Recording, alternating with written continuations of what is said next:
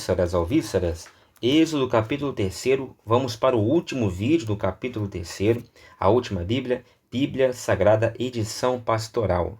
Essa é a nova Bíblia Pastoral. Tá? Vamos lá, sem mais delonga. Bom, na Bíblia Pastoral, no capítulo 3, além de começar o capítulo 3 com uma perícope intitulada Experiência que provoca a decisão, inicia-se também uma segunda parte, uma segunda divisão interna da Bíblia Pastoral, intitulada Deus responde ao clamor. Né? Então, Deus vai responder ao clamor, é o assunto macro. E dentro dessa resposta ao clamor, vai pegar o capítulo 4 também e tal, vai até o capítulo 6, eu acho. Aí você vai ter as perícopes, né? Bom, experiência que provoca a decisão é a primeira perícope, vai até o versículo 6. Objetivo da libertação, vejam, sempre nomes, como eu já cansei de falar, né? É a pegada de teologia da libertação da Bíblia Pastoral. Objetivo da libertação é o nome da segunda perícope, que vai até o versículo 10. O nome de Deus vai do versículo 11 até o versículo 15. E a quarta perícope, são 4 perícopes, o projeto da libertação, que vai até o versículo 22. Beleza, vamos lá.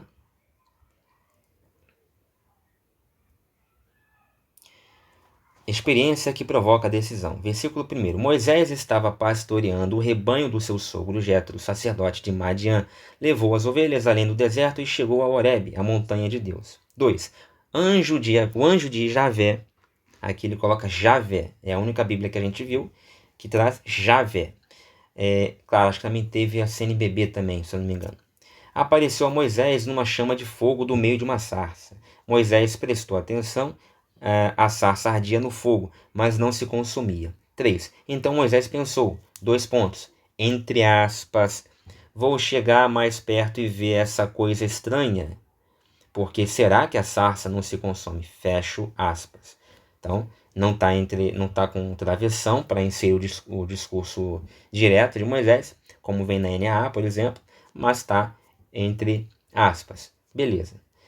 Versículo 4. Javé viu Moisés que se aproximava para olhar, e do meio da sarça de Deus o chamou. Moisés, Moisés. Ele respondeu, aqui estou. 5. Deus disse, não se aproxime, tire as sandálias dos pés, porque o lugar onde você está pisando é um lugar sagrado.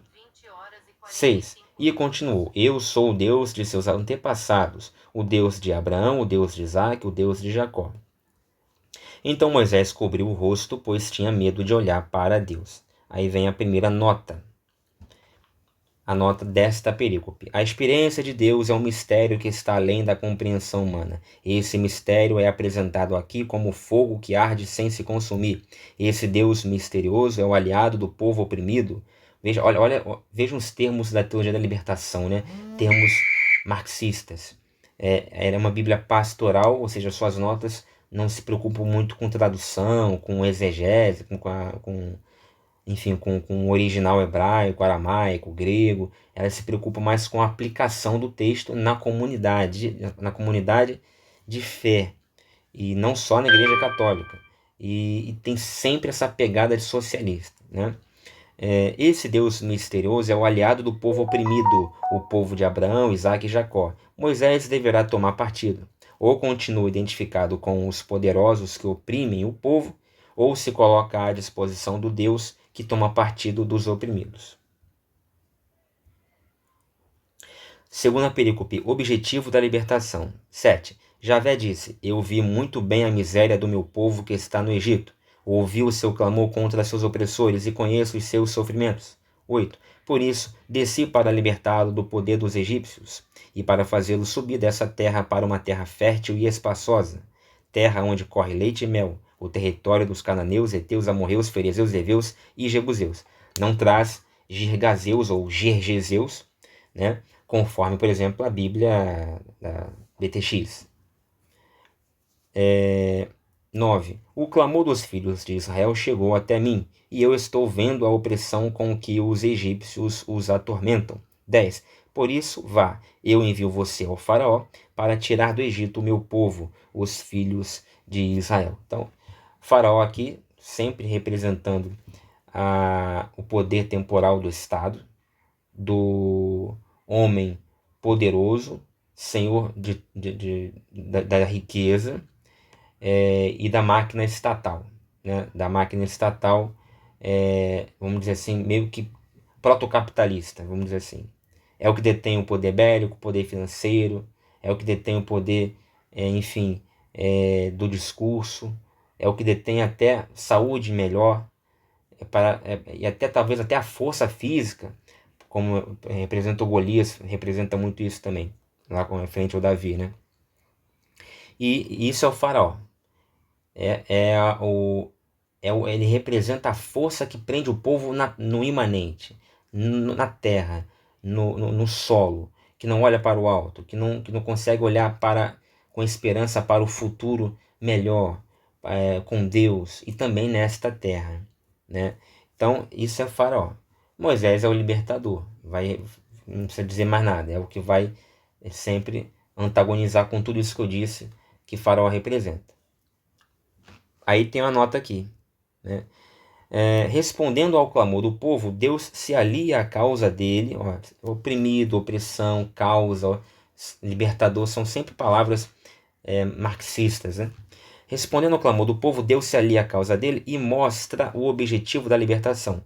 O objetivo último e utópico é uma condição de posse total da vida, terra onde corre leite e mel. Então, terra onde corre leite e mel, ir para esse lugar, Deus tirar o povo e levá-lo para esse lugar, é dar a esse povo a posse total da vida. Não que isso tenha acontecido. O comentarista da Bíblia Pastoral não acredita que Deus de verdade, ou seja, factualmente, tirou o povo de Israel e levou para tal terra que corre leite e mel. É apenas, é apenas um discurso, é apenas um símbolo, é um valor simbólico.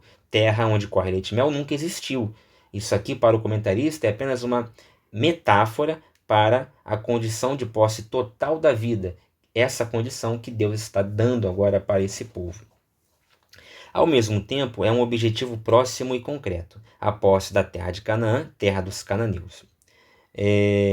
Aí, aqui ele até talvez deixe entrever uma crença de que isso talvez tenha acontecido. Tá, ok. Mas em várias outras notas você você até com a certeza de que o comentarista não crê em certas coisas. Então ele vai pela linguagem analógica, pela linguagem simbólica, lendo nessa clave, né, o texto bíblico. A libertação, portanto, é um movimento para se atingir o ideal, e este se concretiza num momento histórico bem determinado. E a ação de Deus se realiza sempre através da mediação humana, no caso, Moisés. Beleza. Vamos para a penúltima perícope. O nome de Deus.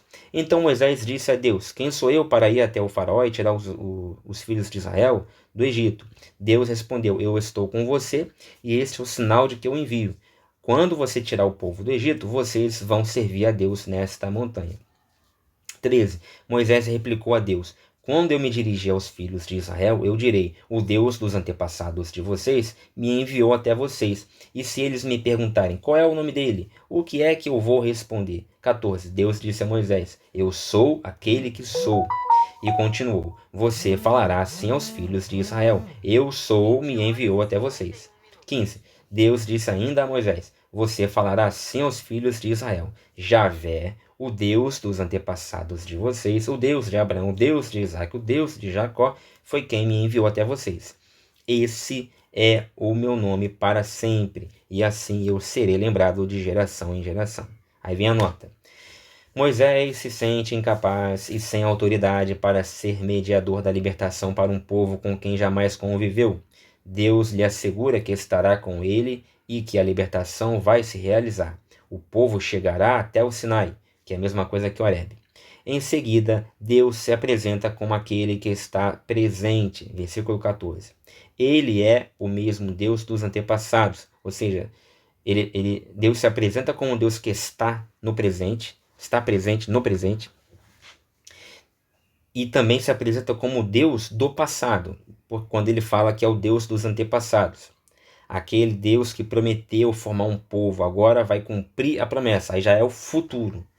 Então, é uma nota interessante, por quê? Porque ela expõe para você, leitor, que Deus ele se apresenta como aquele que esteve, com Abraão, Isaac, Jacó, ou seja, no passado, com os antepassados. aquele que está com Moisés ali, naquela epifania, e aquele que estará com o povo, que vai cumprir a promessa. Ele quer ser invocado sempre com este nome. Deus manifesta a sua identidade dentro de um processo de libertação. É dentro desse processo de libertação do povo, que Deus se identifica, que Deus se dá a conhecer. Aí vem a última perícope. Vá, reúna os anciãos de Israel e diga a eles: Javé é o Deus dos antepassados de vocês, o Deus de Abraão, o Deus de Isaac, o Deus de Jacó. Ele me apareceu e disse: Eu vim ver vocês e como estão tratando vocês aqui no Egito. 17. Então eu disse: Eu decidi tirar você da opressão egípcia e vocês da opressão egípcia e levá-los para a terra dos cananeus, heteus, amorreus, ferezeus, heveus e jebuseus, para uma terra onde corre leite e mel. 18. Os anciãos de Israel darão ouvidos a você, então você irá com eles até o rei do Egito e lhe dirá: Javé, o Deus dos hebreus, veio ao nosso encontro. Por isso, deixe-nos agora fazer uma viagem de 3 dias no deserto para oferecermos sacrifícios a Javé, nosso Deus. 19. Entretanto, eu sei que o rei do Egito não os deixará ir, se não for obrigado por forte mão. 20. Portanto, vou estender a mão e ferir o Egito com todas as maravilhas que farei no país.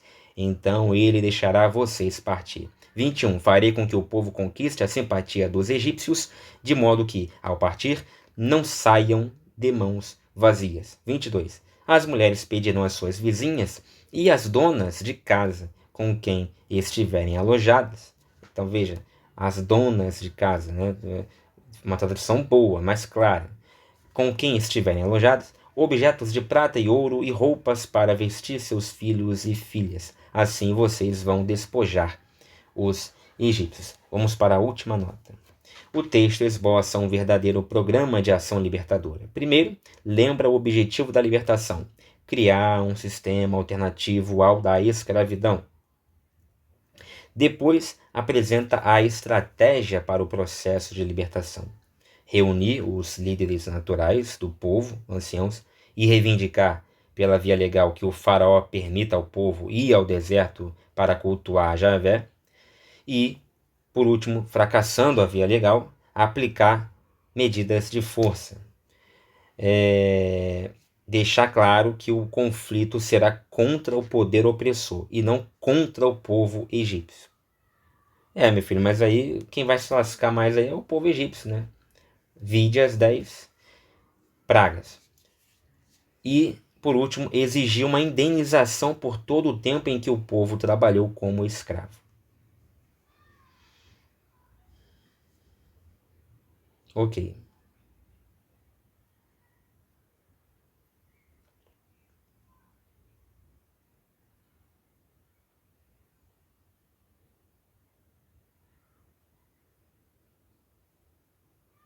Bom, então, gente, terminamos aí, né, o capítulo 3º pela Bíblia, edição pastoral.